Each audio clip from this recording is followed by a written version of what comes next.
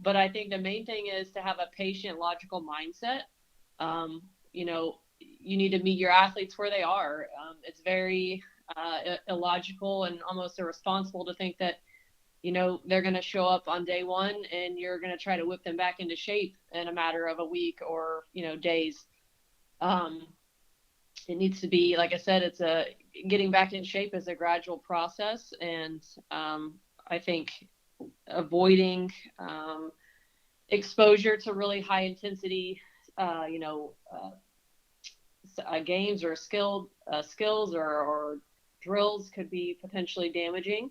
Um, the NSCA, which is the National Strength Conditioning Association, along with the CSCCA, which is the Collegiate Strength and Conditioning Association, have a joint position on guidelines when planning practice or training sessions from a prolonged cessation from training.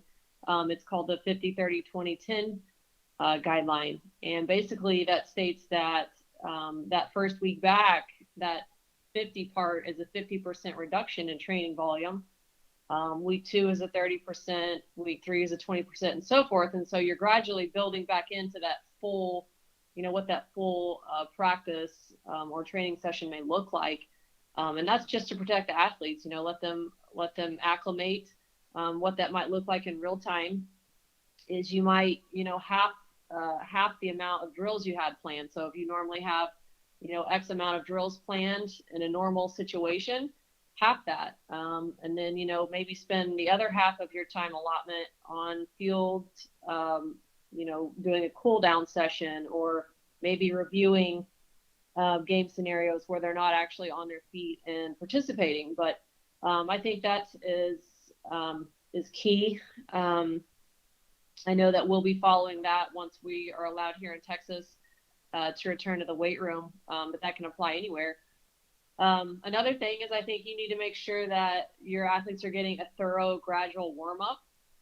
You know, don't rush them through it. This whole thing, if it's taught us anything, there's just no point in trying to speed through things.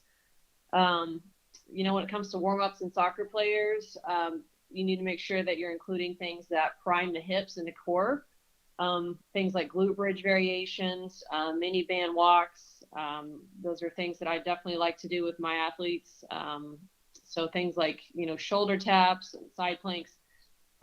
Make sure they're really good and warm and ready to go before you embark on your practice session.